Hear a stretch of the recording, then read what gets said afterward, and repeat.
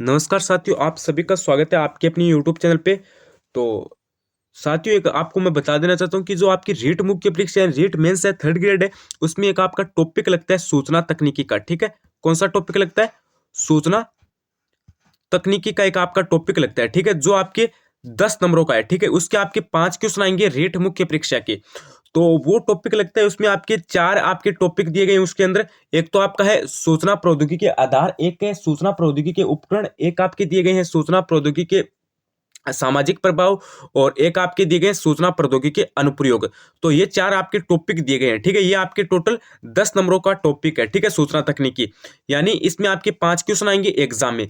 तो ये जो टॉपिक है, इसको लेकर मैं ये क्लास लेकर आया हूँ। ठीक है, इस क्लास में मैं आपको सूचना तकनीकी के जो 100 क्वेश्चन है वो आपको बताने वाला हूँ। ठीक है, 100 क्वेश्चन यानी वस्तुनिष्ठ वन लाइनर 100 क्वेश्चन आपको बताने वाला हूँ, जो शायद आपके एग्जाम में आएंगे। ठीक है, लेवल फर्स्ट और लेवल सेकंड में शायद यही क्वेश्चन आपके एग्जाम में आ जाएंगे। 100 में से जो आपके 5 क्वेश्चन आएंगे ना एग्जाम में, ठीक है, वो जो 5 क्वेश्चन आएंगे ना, वो शायद 5 क्वेश्चन इन 100 में से आ जाए, मैं यही आशा करूंगा। ठीक है, तो जो 100 क्वेश्चन है वो मैं आज आपके लिए लेकर आया हूँ। अगर आप चैनल पर पहली बार विजिट करो तो चैनल को सब्सक्राइब कर देना, क्योंकि यहाँ पे आपको रेट मुख्य परीक्षा थर्ड ग्रेड की क्लास है, यहाँ पे लेवल फर्स्ट और लेवल सेकंड की दोनों को यहाँ पे आपको रेगुलर मिलती रहेगी।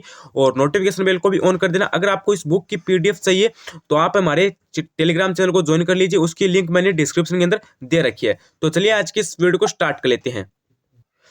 तो देखो साथियों, इस बुक का आपका जो फर्स्ट चैप्टर है, पार्ट है, वो आपका कंप्यूटर से संबंधित परिचय। ठीक है, फर्स्ट चैप्टर आपका कौन सा है? कंप्यूटर से संबंधित परिचय। तो कंप्यूटर से संबंधित परिचय में आपके 5 से यहाँ पे वस्तुनिष्ठ प्रश्न दिए गए हैं, वो मैं थोड़ा सा आपको समझा देता हूँ। तो देखो, सबसे पहला आपका क्वेश्चन है कि कंप्यूटर में डाटा स्वीकार में कंप्यूटर में डाटा स्वीकार करने वाली युक्ति है, सीपीयू है, सीयू है, या फिर इनपुट यूनिट है, या फिर आउटपुट यूनिट है।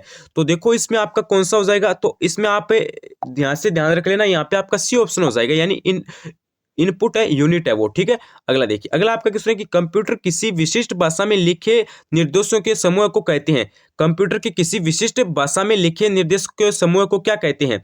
तो इनके समूह को आपके प्रोग्राम कहते हैं। ठीक है, प्रोग्राम, यानी ये ऑप्शन यहाँ से आपका राइट होगा। उसके बाद देखिए, अगला क्वेश्चन है कि कंप्यूटर से जुड़े सभी भौतिक भाग जिन्हें देख सकते हैं व छू सकते हैं, वो क्या कहलाते हैं? तो देखो, इसमें देखो, यहाँ पे आपकी दो ऑप्शन है, वो आपको कंफ्यूज कर सकते हैं। ठीक है, कंफ्यूज कैसे कर सकते हैं? तो देखो, यहाँ पे आपको प्रोग्राम तो आपको पता है नहीं होगा। ठीक है, उपयुक्त में से कोई नहीं, ये तो देखो, इन दोनों को तो पहले से ही काट दो।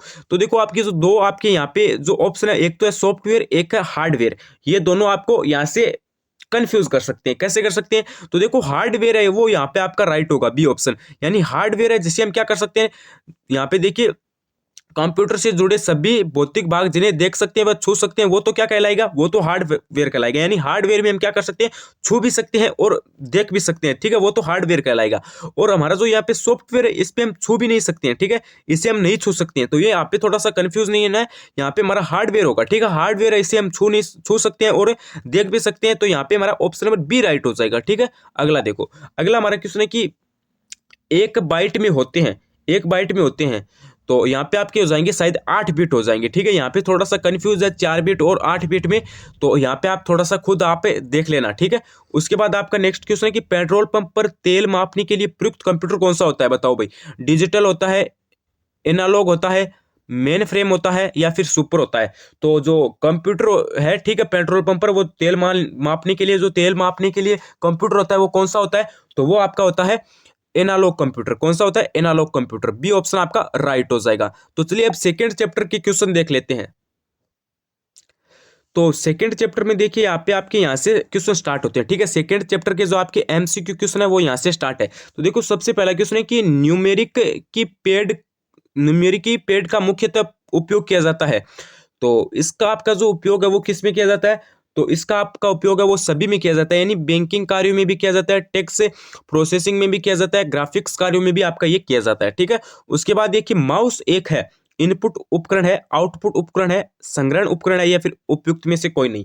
तो देखो, माउस एक क्या है? इनपुट उपकरण है। ठीक है, इनपुट उपकरण। आउटपुट और इनपुट में आपको कंफ्यूज नहीं होना है, इनपुट है। ठीक है, माउस है वो क्या है? इनपुट है, ध्यान रख लेना। ठीक है, अगला देखो, अगला आपका क्वेश्चन है कि टाइप टाइपमेटिक की दर होती है। तो टाइपमेटिक की जो दर है वो आपकी कितनी होती है? वो आपकी होती है 10 बार प्रति सेकंड।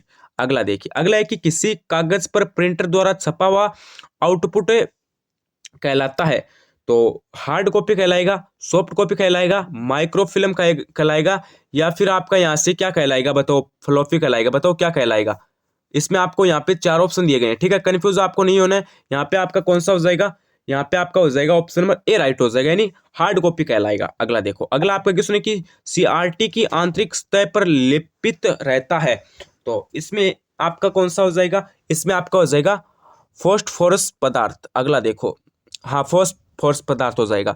अगला है कि प्रिंटिंग की वह तकनीकी जो टाइप राइटर की तकनीकी से के समान होती है या फिर उसके जैसी होती है, तो इसमें आपकी कौन सी हो जाएगी, इसमें आपकी हो जाएगी इम्पैक्ट प्रिंटिंग। अगला देखिए, अगला है कि ड्रम प्रिंटर है। ड्रम प्रिंटर कौन सा है, करेक्टर प्रिंटर है, लाइन प्रिंटर है, पेज प्रिंटर है, या फिर ग्राफिक्स प्रिंटर है। तो इसमें आपका हो जाएगा ऑप्शन नंबर ए, यानी करेक्टर प्रिंटर होगा। अगला देखिए, अगला है कि प्राथमिक संग्रहण माध्यम है, बताओ कौन सा है। प्राथमिक संग्रहण माध्यम कौन सा है, हार्ड डिस्क है, मेमोरी है, सीडी रोम है, चुंबकीय टॉप है। तो इसमें आपका हो जाएगा ऑप्शन नंबर बी, यानी मेमोरी है, ठीक है। कौन है, मेमोरी। अगला देखो, अगला आपका क्वेश्चन है कि प्रकाशीय तकनीकी का प्रयोग होता है, प्रकाशीय तकनीकी का प्रयोग होता है, तो ये आपका होगा सीडी रोम में, ठीक है। किसमें होगा, सीडी रोम में, ठीक है, ध्यान रख लेना। अगला देखो, अगला आपका क्वेश्चन है कि माइक्रो फ्लॉपी की सामान्यतः संग्रहण क्षमता कितनी होती है, तो इसकी संग्रहण क्षमता होगी आपकी 1.44, यानी 1.44 MB इसकी आपकी संग्रहण क्षमता होगी, ठीक है। चलिए अब हम थर्ड चैप्टर की ओर चलते हैं। तो देखो, थर्ड चैप्टर के क्वेश्चन आपके यहाँ से स्टार्ट है कि सबसे पुराना व सबसे अधिक काम में आने वाला संचार माध्यम कौन सा है। तो यहाँ से आपका स्टार्ट होता है क्वेश्चन। तो इसमें आपको 4 ऑप्शन दिए गए हैं, यहाँ से आपका हो जाएगा ऑप्शन नंबर सी राइट हो जाएगा, ठीक है। अगला देखिए, अगला आपका क्वेश्चन है कि वेन का अर्थ है, वेन का अर्थ बताओ क्या है। वायर एंड नेटवर्क है, वायर एक्सेसिबल नेटवर्क है, या फिर वाइडली एक्सेसिबल नेटवर्क है, या फिर वाइड एरिया नेटवर्क है। तो देखो, यहाँ पे आपका हो जाएगा वाइड एरिया नेटवर्क, ठीक है। जो वेन है उसका अर्थ हो जाएगा, ठीक है। अगला देखिए, अगला है कि निम्न में कौन सा संचार माध्यम सबसे तीव्र है, तो सबसे तीव्र आपका कौन सा हो जाएगा, ये आपका हो जाएगा ऑप्टिक फाइबर केबल। अगला देखिए, अगला आपका है कि निम्न में कौन सा माध्यम धातु के तार से नहीं बना है, निम्न में से कौन सा माध्यम धातु के तार से नहीं बना है, तो इसमें आपका हो जाएगा डी, यानी उपयुक्त में से कोई नहीं। अगला देखिए, अगला है कि ऑप्टिक फाइबर केबल की कोर पर चढ़े कांच की परत को क्या कहते हैं, तो जो कांच की जो परत होती है उसे क्या कहते हैं, उसे कहते हैं क्लेड, ठीक है। अगला देखिए, अगला है कि किस प्रकार के संचरण में तरंगे सभी दिशाओं में जाती है, तो तरंगे सभी दिशाओं में किस में जाती है, तो ये आपकी जाएगी रेडियो लिंक संचरण में। अगला देखिए, अगला आपका क्वेश्चन है कि न्यूनतम कितने संचार उपग्रह संपूर्ण पृथ्वी पर संकेत प्रदर्शित करते हैं, तो इसमें आपके हो जाएंगे 3। अगला देखिए, अगला है कि कंप्यूटर से वायरलेस माउस व कीबोर्ड जोड़ने के लिए किसका प्रयोग किया जाता है, तो जो आपका वायरलेस माउस है और आपके कीबोर्ड है उसको जोड़ने के लिए किसका प्रयोग किया जाता है, तो इसमें आपका हो जाएगा ऑप्शन नंबर ए, यानी ब्लूटूथ का। अगला देखिए, अगला आपका है कि एक छोटे क्षेत्र में फैले नेटवर्क को क्या कहते हैं, तो उसको आप क्या कहेंगे, उसको आप कहेंगे लेन, ठीक है, यानी लोकल एरिया नेटवर्क, ठीक है। लेन का आपका पूरा नाम क्या होगा, local network, sorry local area, ठीक है, लोकल, ठीक है, एरिया नेटवर्क, ठीक है। अगला देखिए, अगला आपका है कि इनमें कौन सा संचरण माध्यम है, तो इनमें आपका कौन सा हो जाएगा, इनमें आपका बी ऑप्शन हो जाएगा, यानी हब, ठीक है, हब हो जाएगा। तो यहाँ पे हमने कितने चैप्टर के, 3 चैप्टर के लगभग हमने यहाँ पे क्वेश्चन सोल्व कर लिए हैं।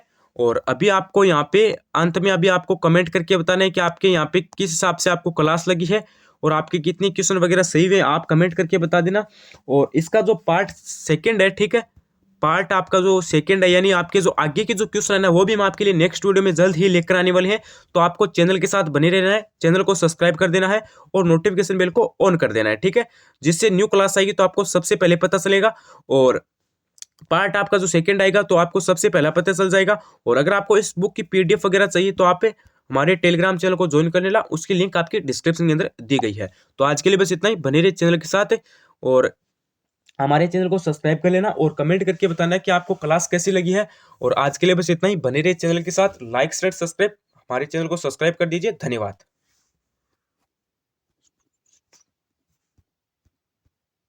प्रोफेसर